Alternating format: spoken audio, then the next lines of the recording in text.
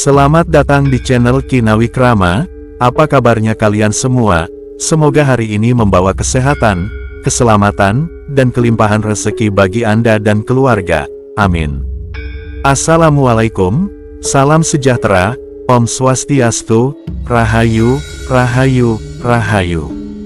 Pada video kali ini saya akan membahas tentang wasiat terakhir Prabu Siliwangi atau yang lebih dikenal pesan terakhir Prabu Siliwangi. Sri Baduga Maharaja atau Ratu Jayadewata mengawali pemerintahan zaman Pajajaran, yang memerintah selama 39 tahun antara tahun 1482 sampai 1521. Pada masa inilah Pakuan mencapai puncak perkembangannya. Di Jawa Barat Sri Baduga ini lebih dikenal dengan nama Prabu Siliwangi. Di akhir masa pemerintahannya, Prabu Siliwangi dikabarkan menghilang, dan sampai sekarang masih merupakan misteri di manakah beliau berada, sebelum beliau menghilang meninggalkan pesan-pesan untuk pengikutnya. Pesan-pesan inilah yang dipercaya sebagai ramalan Prabu Siliwangi untuk kejadian yang akan terjadi di masa yang akan datang. Beginilah pesan-pesannya. Prabu Siliwangi berpesan pada warga Pajajaran yang ikut mundur pada waktu beliau sebelum menghilang. Perjalanan kita hanya sampai di sini hari ini, walaupun kalian semua setia padaku. Tapi aku tidak boleh membawa kalian dalam masalah ini, membuat kalian susah, ikut merasakan miskin dan lapar. Kalian boleh memilih untuk hidup ke depan nanti, agar besok lusa kalian hidup senang kaya raya dan bisa mendirikan lagi Pajajaran. Bukan Pajajaran saat ini, tapi Pajajaran yang baru yang berdiri oleh perjalanan waktu. Pilih. Aku tidak akan melarang, sebab untukku tidak pantas jadi raja yang rakyatnya lapar dan miskin. Dengarkan, yang ingin tetap ikut denganku, cepat memisahkan diri ke selatan, yang ingin kembali lagi ke kota yang ditinggalkan, cepat memisahkan diri ke utara, yang ingin berbakti kepada raja yang sedang berkuasa, cepat memisahkan diri ke timur, yang tidak ingin ikut siapa-siapa, cepat memisahkan diri ke barat. Dengarkan, kalian yang di timur harus tahu, kekuasaan akan turut dengan kalian dan keturunan kalian nanti yang akan memerintah saudara kalian dan orang lain. Tapi kalian harus ingat, nanti mereka akan memerintah dengan semena-mena, akan ada pembalasan untuk semua itu, silahkan pergi. Kalian yang di sebelah barat, carilah oleh kalian Ki Santang, sebab nanti keturunan kalian yang akan mengingatkan saudara kalian dan orang lain, ke saudara sedaerah, ke saudara yang datang sependirian dan semua yang baik hatinya. Suatu saat nanti, apabila tengah malam, dari Gunung Halimun terdengar suara minta tolong, nah itu adalah tandanya. Semua keturunan kalian dipanggil oleh yang mau menikah di Lebak Cawene, jangan sampai berlebihan sebab nanti telaga akan banjir, silahkan pergi, ingat jangan menoleh ke belakang. Kalian yang di sebelah utara, dengarkan, kota takkan pernah kalian datangi, yang kalian temui hanya padang yang perlu diolah, keturunan kalian kebanyakan akan menjadi rakyat biasa.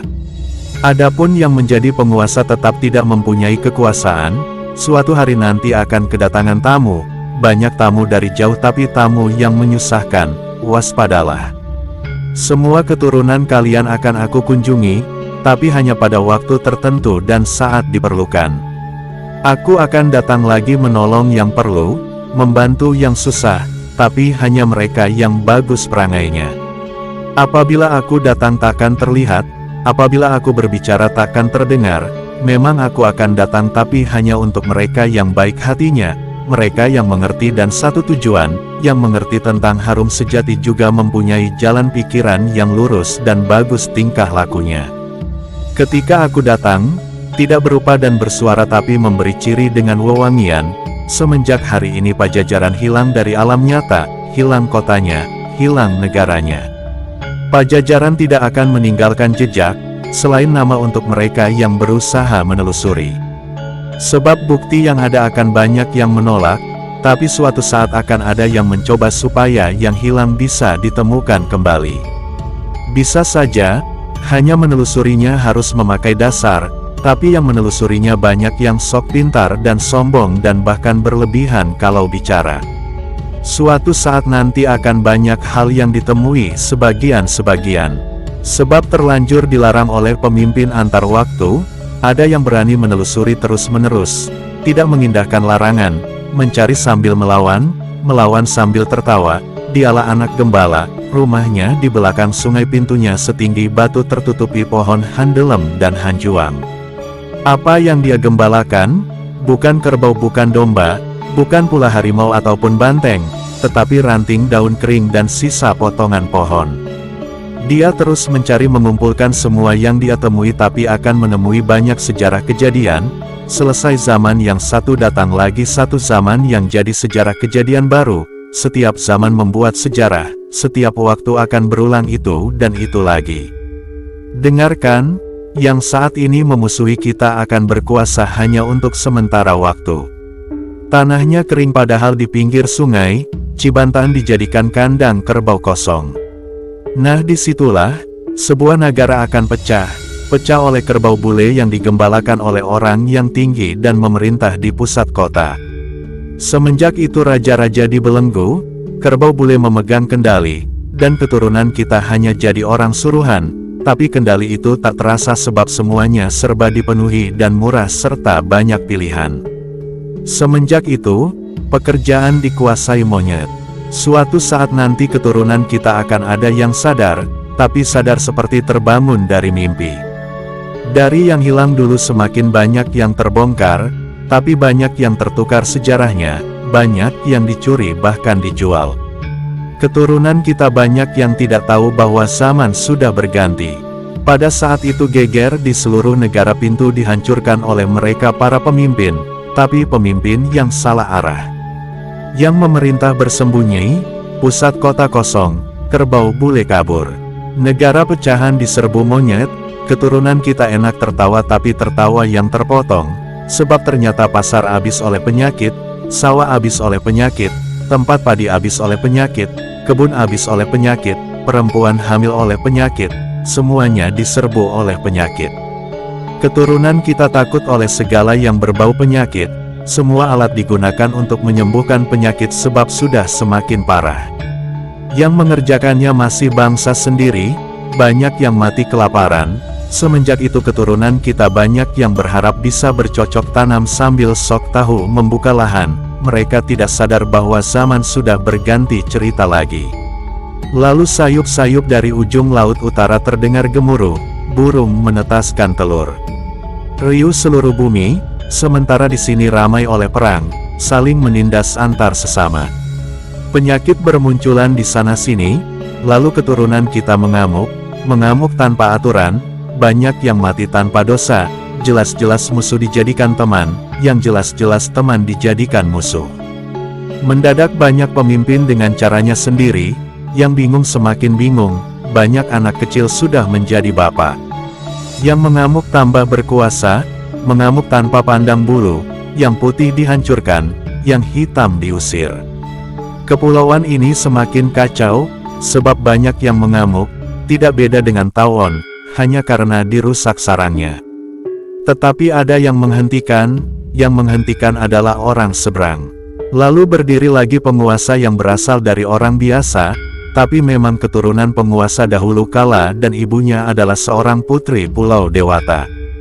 Karena jelas keturunan penguasa baru susah dianiaya. Semenjak itu berganti lagi zaman, ganti cerita. Kapan? Tidak lama setelah bulan muncul di siang hari, disusul oleh lewatnya komet yang terang benderang, di bekas negara kita berdiri lagi sebuah negara di dalam negara dan pemimpinnya bukan keturunan Pajajaran. Lalu akan ada penguasa, tapi penguasa yang mendirikan benteng yang tidak boleh dibuka, yang mendirikan pintu yang tidak boleh ditutup, membuat pancuran di tengah jalan, memelihara elang di pohon beringin. Memang penguasa buta, bukan buta pemaksa, tetapi buta tidak melihat segala penyakit dan penderitaan. Penjahat juga pencuri menggerogoti rakyat yang sudah susah. Sekalinya ada yang berani mengingatkan, yang diburu bukanlah penderitaan itu semua tetapi orang yang mengingatkannya. Semakin maju semakin banyak penguasa yang buta tuli memerintah sambil menyembah berhala. Lalu anak-anak muda salah pergaulan, aturan hanya menjadi bahan omongan, karena yang membuatnya bukan orang yang mengerti aturan itu sendiri. Wajar saja bila kolam semuanya mengering, pertanian semuanya puso, bulir padi banyak yang diselewengkan, sebab yang berjanjinya banyak tukang bohong, semua diberangus janji-janji belaka, terlalu banyak orang pintar tapi pintar kebelinger.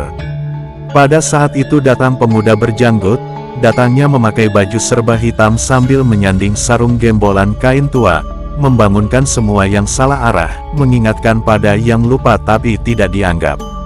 Karena pintar kebelinger, maunya menang sendiri mereka tidak sadar, langit sudah memerah, asap mengepul dari perapian. Alih-alih dianggap pemuda berjanggut ditangkap dimasukkan ke penjara lalu mereka mengacak-ngacak tanah orang lain, beralasan mencari musuh tapi sebenarnya mereka sengaja membuat permusuhan.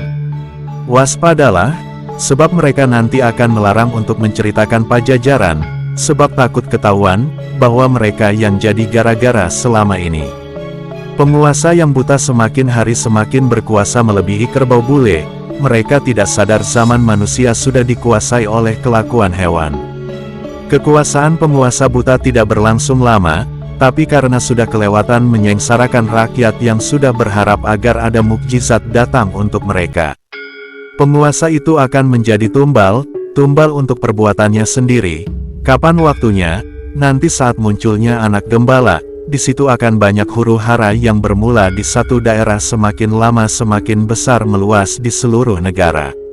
Yang tidak tahu menjadi gila dan ikut-ikutan menyerobot dan bertengkar, dipimpin oleh pemuda gendut, sebabnya bertengkar memperebutkan tanah, yang sudah punya ingin lebih, yang berhak meminta bagiannya, hanya yang sadar pada diam, mereka hanya menonton tapi tetap terbawa-bawa. Yang bertengkar lalu terdiam dan sadar ternyata mereka memperebutkan pepesan kosong, sebab tanah sudah habis oleh mereka yang punya uang. Para penguasa lalu menyusup, yang bertengkar ketakutan kehilangan negara, lalu mereka mencari anak gembala, yang rumahnya di ujung sungai yang pintunya setinggi batu, yang rimbun oleh pohon handelem dan hanjuang. Semua mencari tumbal tapi pemuda gembala sudah tidak ada, sudah pergi bersama pemuda berjanggut pergi membuka lahan baru di Lebak Cawene, yang ditemui hanya gagak yang berkoar di dahan mati. Dengarkan, zaman akan berganti lagi, tapi nanti, setelah gunung gede meletus disusul oleh 7 gunung. Ribut lagi seluruh bumi orang Sunda dipanggil-panggil, orang Sunda memaafkan, baik lagi semuanya, negara bersatu kembali. Nusa Jaya lagi sebab berdiri Ratu Adil yang sejati. Tapi ratu siapa? Dari mana asalnya sang ratu? Nanti juga kalian akan tahu. Sekarang cari oleh kalian pemuda gembala, silahkan pergi, ingat jangan menoleh ke belakang. Terima kasih sudah menonton sampai selesai. Wallahu a'lam bishawab. Wassalamualaikum warahmatullahi wabarakatuh.